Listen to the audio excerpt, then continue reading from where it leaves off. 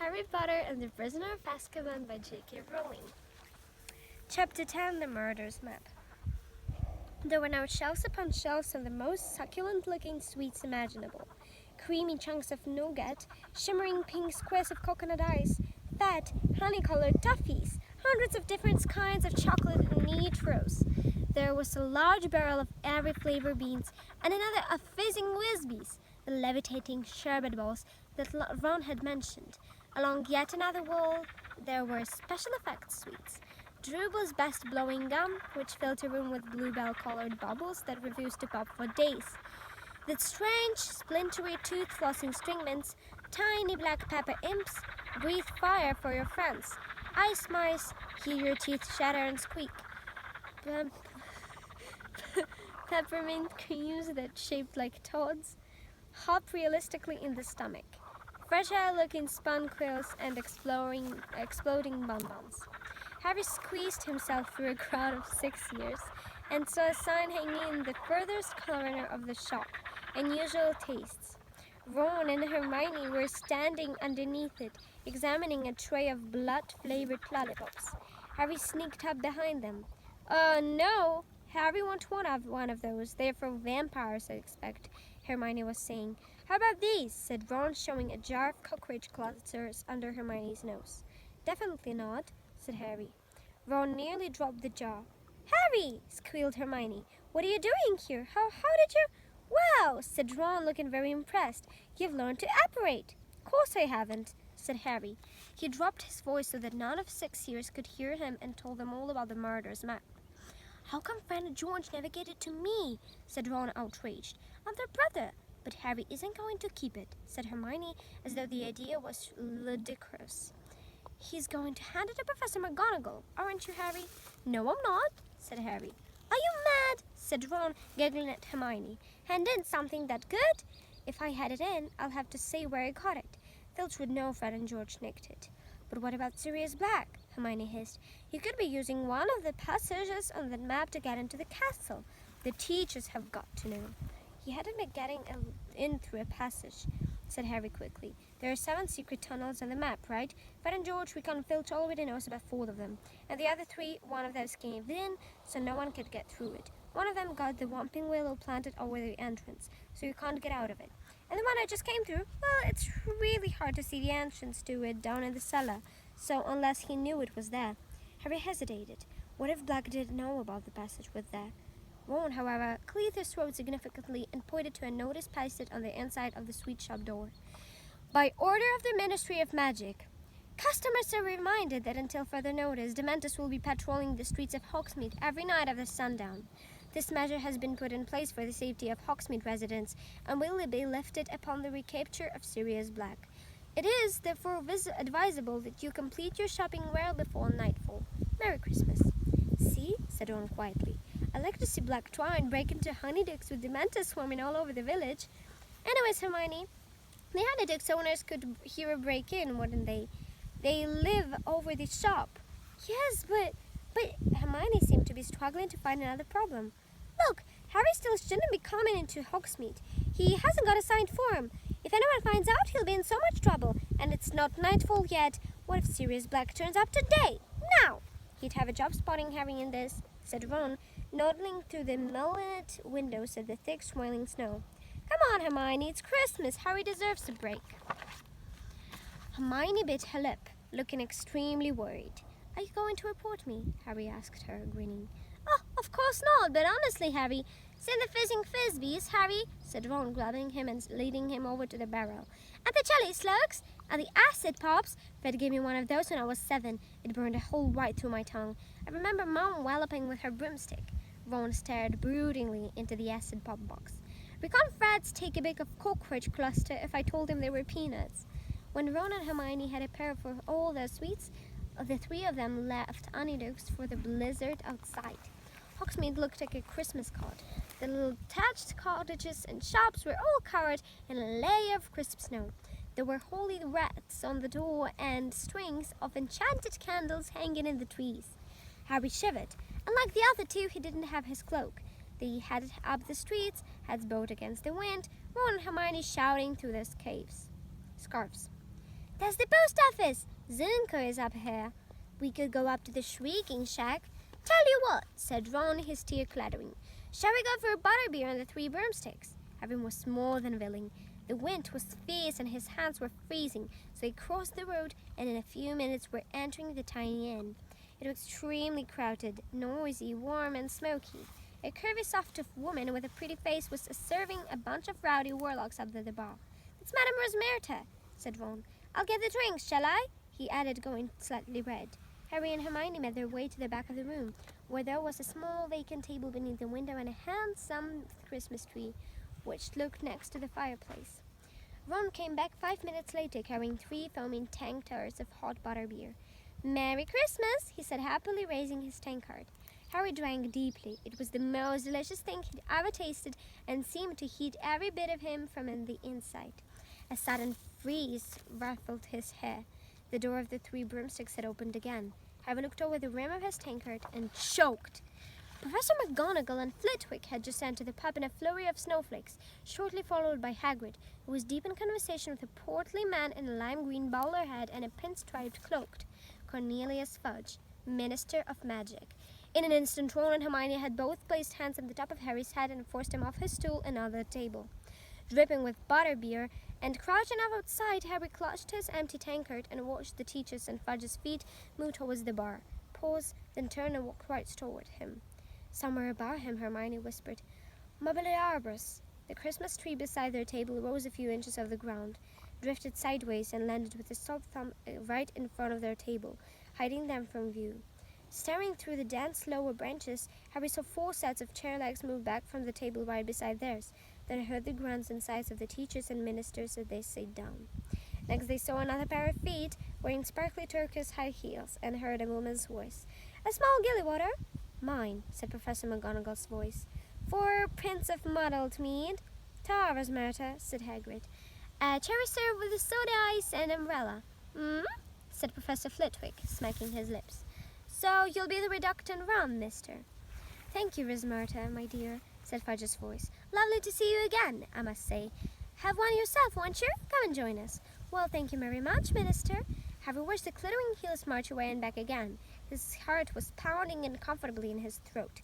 Why hasn't it occurred to him that this was the last weekend of term for the teachers, too? And how long were they going to sit there? He needed time to sneak back into Honeydukes if he wanted to return to school tonight. Hermione's leg gave a nervous twitch next to him. So, what brings you to this neck of the woods, Minister? Came Madame Rosmerta's voice.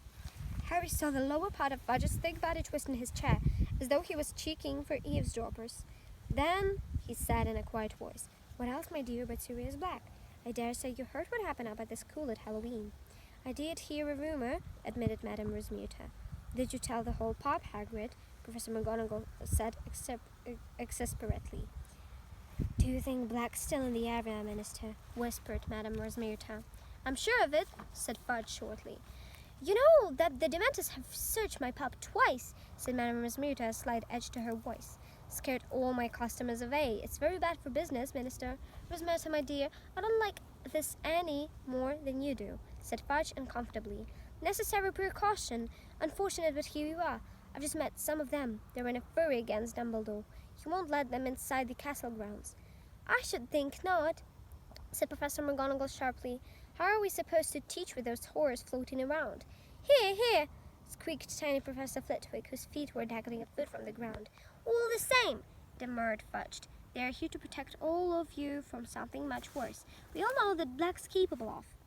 You do know, I still have trouble believing it, said Madame Rosmerta thoughtfully. Of all the people to go over to the dark side, Sirius Black was the last I'd have thought. I mean, I remember him when he was a boy at Hogwarts. If you'd told me then what that he was going to become, I'd have said you'd had too much mid. You don't know the half of it, Rosmerta, said Fudge gruffly. The worst he did isn't widely known. The worst? Said Madame Rosmerta, her voice alive with curiosity. Worse than murdering all those poor people, you mean? I certainly do. I can't believe that. What could possibly be worse? You say to remember him at Hogwarts, Rosmerta, murmured Professor McGonagall. Do you remember who his best friend was? Naturally, said Madame Rosmerta with a small laugh. Never saw one without the other, did you? The number of times I had them in here. Oh, they used to make me laugh. Quite the double act. Sirius Black and James Potter. Harry dropped his tankard with a loud clunk. Ron kicked him. Precisely, said Professor McGonagall. Black and Potter, ringleaders of their little gang. Both very bright, of course, exceptionally bright, in fact, but I don't think we've ever had such a pair of troublemakers. I don't know, chuckled Hagrid. Fred and George Weasley could give him a fur run for their money. You'd better thought Black and Potter were brothers, chimed in Professor Flitwick. Inseparable. Of course they were, said Fudge. Potter trusted Black beyond all his other friends. Nothing changed when they left school. Black was best man when James married Lily.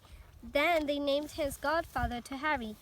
Harry had no idea, of course. You can imagine how the idea would torment him, because Black turned out to be in league with you-know-who, whispered Madame Rosmerta.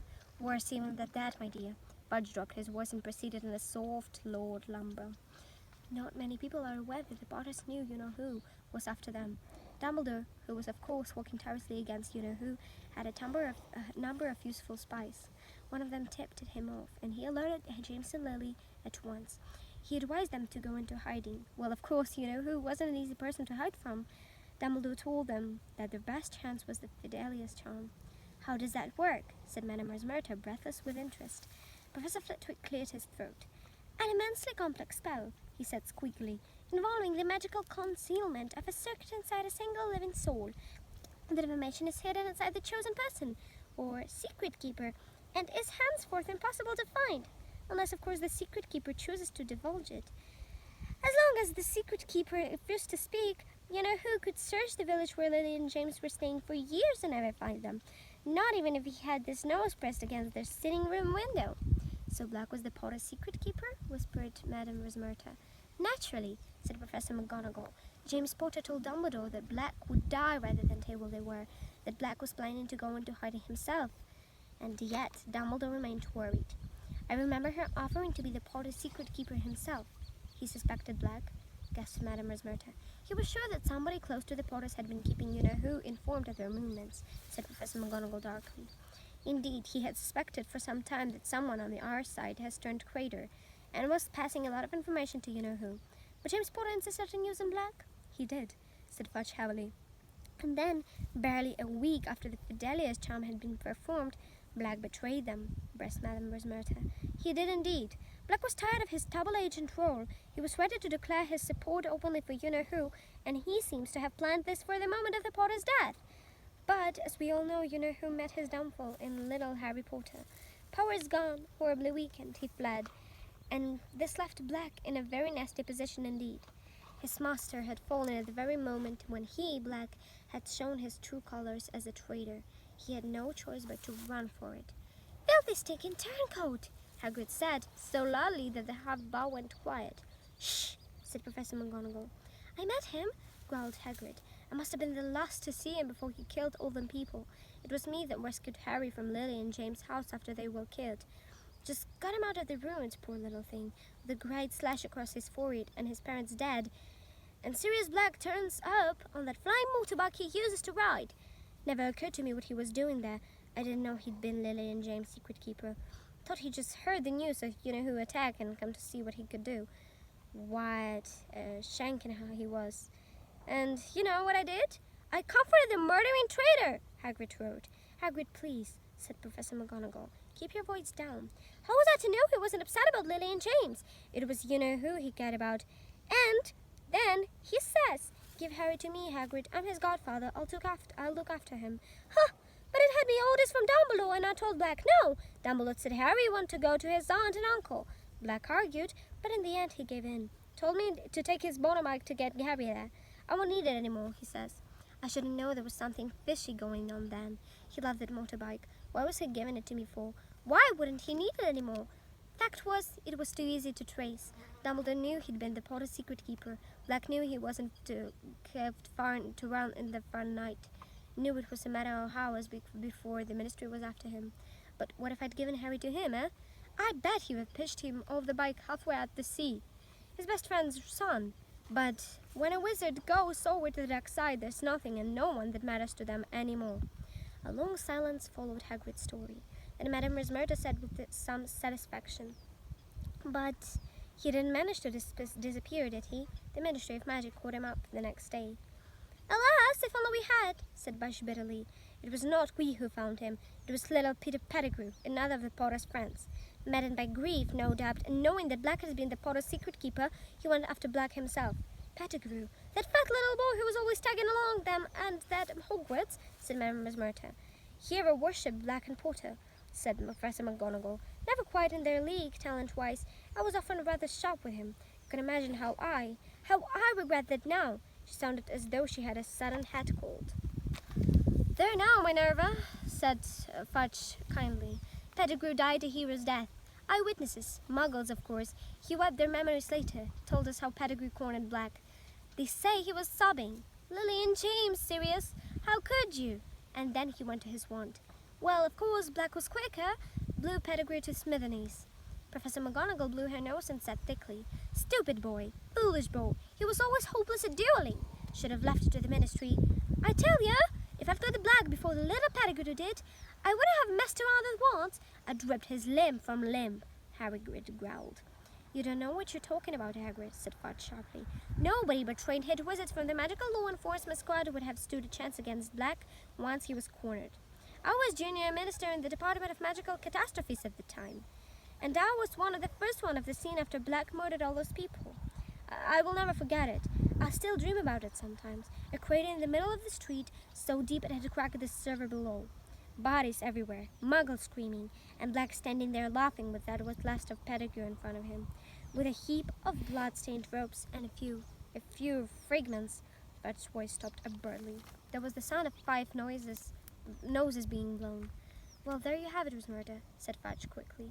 Black was taken away by 20 members of the Magical Law Enforcement Patrol, and Pettigrew received the Order of Merlin, first class, which I think was some comfort to his poor mother.